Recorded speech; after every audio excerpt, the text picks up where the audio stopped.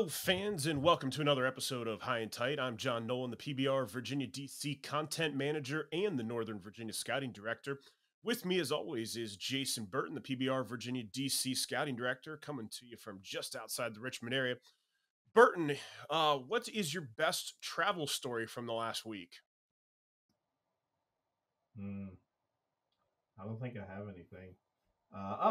So went to um, went to Princess Anne and Lansdowne on Thursday, uh, and we like to try to, or I do anyway, like to try to catch like double headers while we're out, and especially when it's further away, just kind of get a 2-for-1.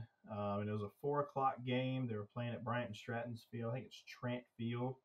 Um, and so catch basically was going to catch about an hour and 10 minutes there, and bounce over for a 5:30 start at Great Bridge. Um, Especially wanted to see some guys who are at the top of the lineup for Western Branch. So wanted to try to get there for the top of the first, but traffic at the beach is fun at 5 o'clock. Um, so I left at like 5:15, and I was pulling in at like 5:40. And I'm like, oh, I'm gonna miss the top of the first, but hopefully some runs scored and whatnot. And lo and behold, guys are just in the outfield warming up, and still had IO to take and all that stuff. So transportation issues in 2023 with schools, so they had like a 6:15 start. So I was able to catch 5 innings of one game and the whole 7 of the other. So that was a positive for the week. Well, they're the first positive that I've heard about the bus driver shortage going on in the state of Virginia right now. So It glad that worked out worked for out. me. All right. Yeah, Or go ahead. bus drivers and umpire shortage. Bus drivers catch it from the kids, and umpires catch it from most everyone outside the fence. Yeah, that is for sure. I've seen some rough stuff with umpires so far this year. All I right. will say, I will say the Great Bridge and Western Branch game. Very very young guy behind the plate. I'm gonna be honest, he looked like he was about 12, but he was behind the plate, and I, I don't I don't know his name, but I thought he did a phenomenal job. And half the battle, kind of as an umpire, I think is looking the part and looking like you know what you're doing. And thought he did an outstanding job. So shout out to whoever that guy was. Okay. Shout out umpires whenever we get the chance. As long as they stick to what? Ball strike, safe out. Fair foul. Ah, right. Other That's than the other that, ones. we don't have to worry about jewelry anymore. Thank God. All right. This week, we're going to get back to our normal rhythm as the calendar is flipping to May and we enter the home stretch of the 2023 season. We will update our Power 25, name a player of the week and team of the week, and we will get back to a short little scout blog standout this week to highlight some players. So let's go ahead and start with the updated Power 25. And we're going to yawn here a little bit at the top because staying in the top spot is St. John's College. Up to 23-0-1 now are the Cadets. Holding at number 2 is Lake Braddock. Number 3, again, Independence. Number 4, Mills Godwin. And then scooting up one spot to number 5 is Colgan. So that rounds out our top 5. We've got 4 new teams moving into the rankings this week. Moving in is Grassfield, James River and Midlothian, Menchville, and Cave Spring. Bert, any notes you want to add here on the updated Power 25? Yeah, I want to update. I apologize. I'll wear that one. Want to update St. John's. They're 24-0-1. They beat Bishop Ireton yesterday, 14-1. And I'll be honest with you, like I'm not wishing this upon them. I think at this point St. John's could lose and they would still be number one. Um, what they have done this spring is just foolish. So they obviously are 24-0-1. Their one tie was in a called game in the 7th inning to Archbishop Spalding, which it was 1-1. And Spalding is the number one team in Maryland. Very, very, very good team. But most importantly, kind of over everything, they have scored 233 runs and they have allowed 31. They have allowed 31 runs in 25 games. And I want to say it's something crazy like they have allowed more than like 3 runs in like I think it's like 2 or 3 games all season that they have allowed more than 3 runs. And I mean they haven't like they don't avoid good competition. They've played Ireton twice. They played Paul the 6th. They went to Florida and rolled through that tournament 9-1, 11-0, 3-0, 13-0, 9-7. Um, they beat Independence. They beat Gonzaga. They blanked Gonzaga. They beat O'Connell. Uh, they gave up 1 run to Spalding. They just the resume is just so impressive that honestly they could lose 2 games this week and probably still remain number one. I'm going to use that actually as a way to look ahead to the WCAC playoffs real quickly, which are coming. For those of you who don't know, the WCAC might have the best playoff format in all of Virginia and DC.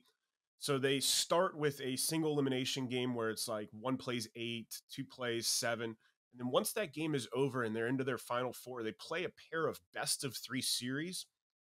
So 3 days in a row, the team that wins 2 advances, and then the same thing for the championship. So yeah, it's probable that you would think if you're playing a team 3 days in a row that St. John's might drop one of those. And, that's potentially 6 games in 7 days. But I think at the end of the day, it's going to be really tough to see somebody come out and win the WCAC. So for the first time in a long time last year, we had a non-St. John's WCAC champ. Probably here in the next couple of weeks, we might see them returning back to the top. So We might restart that streak. yeah, there you go. Get that thing going again. That's what Coach Gibbs wants. I know more than just about anything else. Let's go ahead and slide on over to our team of the week. And our team of the week here for week 7 is Benedictine. Benedictine was 3-0 on the week. They beat Hanover in extra innings. They had a comeback win over Jackson Reed, which used to be known as Woodrow Wilson in DC, usually always a very good team. They were trailing Jackson Reed by 5 runs early in the game, came back and won it. And then the big one on Saturday, they knocked off Cape Henry 1-0. 2025 Jake Wise threw a complete game 5-hit shutout in that win. So 3 very good wins this week for Benedictine. And they are our team of the week, sliding up into the top 10 now, ranked number 9 in our currently updated power rankings. I'm just going to keep on rolling real quickly. And we're going to move on here into our player of the week for week 7. And we are going to go down to the Lynchburg area for Jefferson Forest 2023 right-handed pitcher Brecken Nace. Brecken threw a 2-hit shutout with 13 strikeouts in the Cavaliers' win over EC Glass. Also, little congratulations here to Brecken, who committed to Radford in the last week. Burton, pretty sure you were at that JF EC Glass game, so why don't you go ahead and tell us a little bit about Nace? Yeah, it was a phenomenal game. I think both pitchers combined for 25 strikeouts. We'll get to the other one later. But Nace was dominant from the jump. I think he allowed it was 1 hit early, 1 hit a little bit later. So obviously they were scattered, and he had a walk or 2. I think it was maybe 2 hit by pitches. Other than that, it was a pretty clean, quick game. I think the 7 innings was an hour and like 20 minutes. I know I texted y'all. I'm always pumped when I can get out and get to a game and it's not 4 hours long for 7 innings. 82-85. He's a low slot left-hander. 82-85 on the fastball. He's 6'5". He can kind of get some angle on it and get a little crossfire into right-handers, but probably used it most effectively when he was running it away to right-handers. And I want to say maybe 1 left-handed hitter in that Glass lineup. And, he kept hitters from kind of creeping out over that outside half to cover that outside fastball because he was just back footing sliders. Big sweeping slider, bigger shape, but he did a really nice job getting under the hands and on the back foot. Again, he was just dominant. It's a tough look. Big 6'5" lefty, kind of throwing a lot at you. So just strong performance all the way around from Nace. All right. Again, congratulations to our player of the week for week 7 and also on his commitment. I want to throw a couple hat tips out to other players who were in consideration.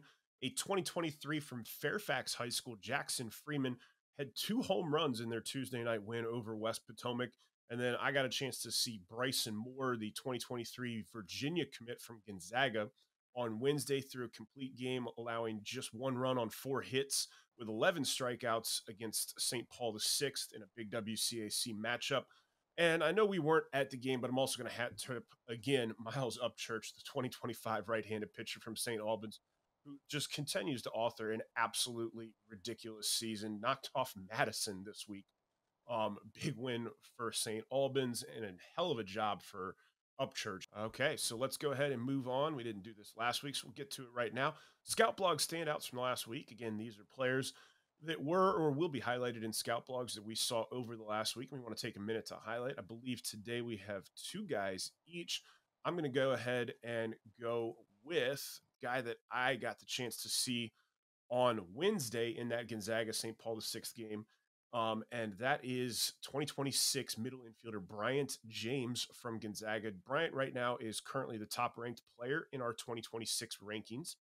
It was my first time getting to see him. I saw Gonzaga earlier. He wasn't in the lineup that day.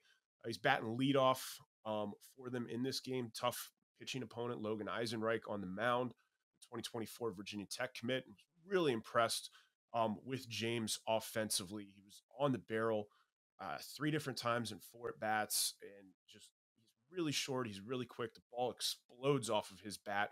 He's very, very twitchy.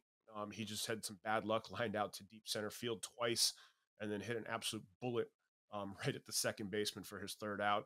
If he keeps hitting the ball like that, it's going to start going a long ways. There's a ton of upside still left in him. Also, defensively, he's playing second base. Nominally, he's a shortstop. They have a senior shortstop that has been playing for Gonzaga this year. I was really impressed with just his athleticism. There was runner on first, ball chopped to the 3rd baseman. He's coming over to cover and start the double play turn. The throw from the 3rd baseman was in the dirt and behind the bag. James kind of laid out, caught it on a short hop while laying on his back, stomped the base with his foot, threw from his back, and still nearly completed the double play. It was an absolutely ridiculously athletic play. There's a lot to like in Bryant James, and I'm looking forward to seeing where it goes. The kid's just a freshman, and there's a ton of upside for him. All right, Bert, and if I didn't mention this, by the way, Bryant James is a Duke commit. I don't think I actually said that. Bert, you've got 2 guys. Why don't you go ahead and talk about your first one here? So the first guy I'm going to talk about is the opposing pitcher to Nace, who we talked about a second ago, and that is uncommitted junior Cooper Campbell. Cooper, long, lanky, thin frame, kind of long limbs, kind of wiry. Got plenty of room to fill. I mean, he's probably a $150 soaking wet. He was same thing, very dominant. 2 hits, 12 strikeouts, 7 innings pitched. Held velo throughout. The velo is not like it's not overpowering, but I mean it plays. Like I was watching, Tech in Carolina last night, and Jacob Exum has been very successful out of the pen, and he's 82, 80, 84 from that low slot, from that sidearm slot, and spins the slider. Like I'm not comparing Campbell to Exum, but like it can be effective at that level. 80, 82 sidearm, he'll raise it up to like a 3/4 slot at 82, 84. He's a strike thrower. Like he absolutely pounds the zone. Same thing. I think I want to say he had 1 or 2 hit batters. Other than that, those are the only guys that really reached that day. 69, 72 slider, can throw the slider from both slots, can throw it anytime he wants to. He started counts, he finished counts, he would throw 3-ball counts.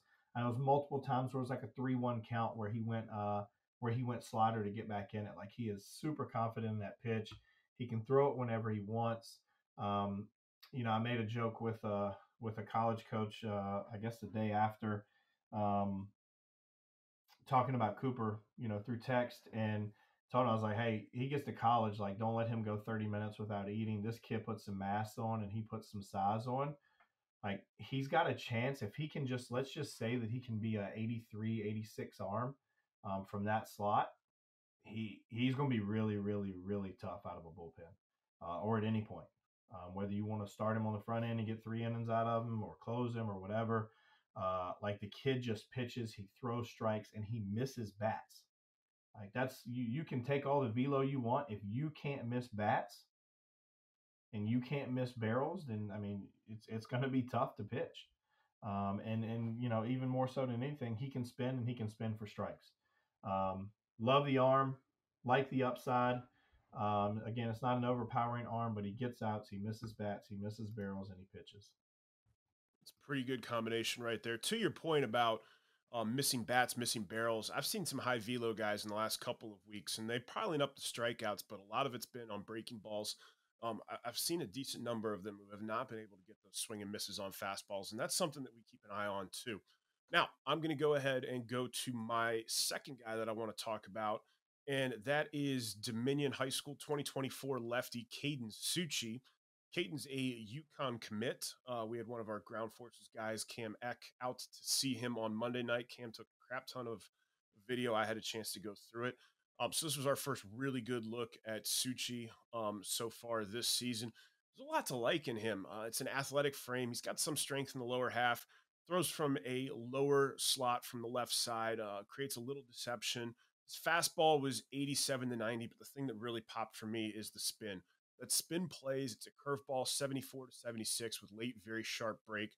Got swings and misses on the fastball, which is a thing we mentioned, and definitely on that breaking ball. It is hell on a left-handed hitter.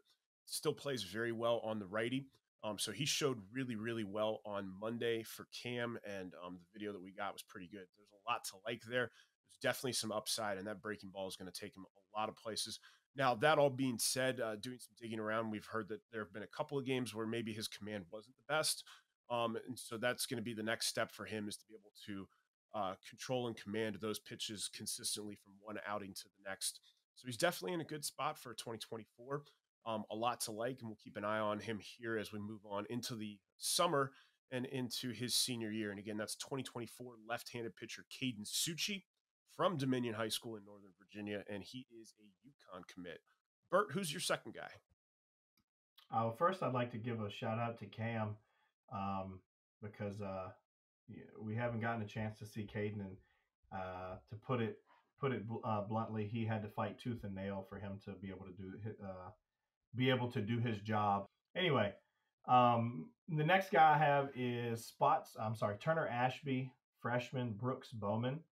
Um, was going to Spotswood and Turner Ashby on Tuesday and talked to one of our other grounds forces guys, Jordan Jones, and you know, I was like, he had seen TA.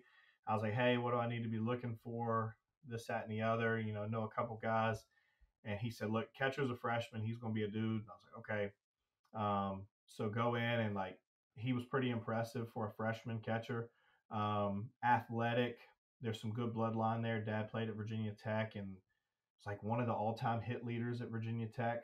Was a TA guy. I think he was a little bit ahead of the boss man from what I understand at TA. But lean, athletic kid, right-handed hitter. I think it was the first inning, first or second inning, threw out a runner at second, trying to steal. Gets really low, flexible, receives well, solid hand strength that'll continue to get better, as he gets older and matures. But he's just really vocal. He's kind of that de facto leader, I guess you will, behind the plate as a catcher. But it was just good to see for a freshman.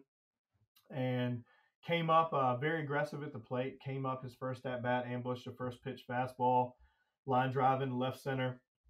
Again, like Monday, that was one of the few hits that day as well. I think we were through. I know I texted y'all. I think we were through like 5 or 6 innings in like an hour 30 there. We kind of hit the brakes in the seventh a little bit, but that game was moving pretty well, along pretty well also. But second at bat, they took advantage of his aggressiveness and softened him up first pitch, and he grounded the ball back to the mound. And then later on, I think he attempted sacrifice bunt. I think those were his 3 ABs, if I remember correctly. But just really looks the part, handles himself well for a freshman, kind of, beyond his years a little bit, if you will, in kind of his maturity and leadership on the field. Obviously those are areas that will continue to improve, but the athleticism and kind of the feel for the position and the looks of what he's doing, you kind of get that the warm and fuzzies a little bit about the future of 26 Brooks Bowman. All right, and that's going to do it for our Scout Blog standouts. Just a reminder, anytime our staff's out at a game, we will eventually have a Scout Blog where we break down in detail some of the players who stood out. If you want to catch our information on them in the real time, make sure you're following us on all of our socials. Jason is at K's All Day 19. I'm at PBRVADC underscore Nolan. And then our ground forces is at PBRMAGF. And at this point in the season, here we're recording now on Sunday, April 30th. Our staff in about 7 weeks of action has been out to see 107 total high school games and 118 teams. I fully expect that number to really start jumping here as we get into the playoffs and the meat of the late part of the season too. So that is the coverage that we've been out here in the next coming week. We've got, like I said, the wrap up here of the regular seasons, private schools moving into the playoffs. And I'm pretty sure, Burton, we have updated player rankings coming out here pretty soon, right? Yeah, not this week, obviously, but starting next week, we will roll 24s, and then 25s behind that, and then 26s, and then I believe we circle back to 23s at the end of the high school season as we prep for the draft. Okay, so something to keep an eye on here in the next couple of weeks. The month of May is updated player rankings month, so make sure you're keeping an eye out for that. And as we are starting to get towards the end of the high school season, we are getting closer to our starting of our events schedules. Make sure you guys get a chance to sign up for an event, especially my underclassmen who are interested in attending the PBR Future Games on Team Mid Atlantic. We have events starting on May 21st in Northern Virginia at St. Paul the 6th High School. That's a Sunday. We'll also have our state games in June. We have the underclass ones are at the Frednat Stadium on June. It's what, the 20th or 19th and 20th. And then we have our um, junior future games trials are at the University of Richmond on the 21st, if I'm remembering calendar dates correctly. So make sure you're getting a chance to sign up for those. And then obviously we'll be rolling all the tournaments of all time in Henrico starting in early June. Burton, you looking forward to that run? Yeah, that's gonna be an amazing month. I think we had to add on one, but I think we're at 15 scout days in an 11-day period at the beginning of June. Um, so we will, and combine that with our events and tournaments and stuff like that, we'll probably see somewhere in the area of, if I had to just throw a rough number out there, probably 1,500 to 2,000 players in about 3 weeks, um, that we will run through. Um, I think it's important. We get this a lot. If you're still listening at this point, this is an important thing when it comes to events and stuff. So state games and top prospect games, they say that they're invite only, which that is the case. However, if you do not receive an invite, you can request an invite. We do not have to approve that, or that's not an automatic approval of that invite. Um, but you can request. We get it a lot of times. Well, how do I get an invite? You can request an invite. There is one open registration event, which actually kind of took off well yesterday with about 5 registrations. And that is the Team Mid Atlantic Futures Trials, okay, or Team Mid Atlantic Trials. That is at Paul the Sixth, like Nolan said, on May 21st. That event is only for players who are done with their high school season, whether it be JV or private school. We really wanted to try to help out some of the private school kids who maybe leave for either, I know some to go back home, or potentially playing in tournaments and they can't make some other events. So we wanted to move that up and allow kind of an early jump on that, as people need to. So that is an open registration event for 24s through 27s. And I'll reiterate what he just said. Please do not sign up for that if your high school season is still going to be going on. Private school state championships are in Virginia May 20th. I'd assume that DCSAA is going to be the same time.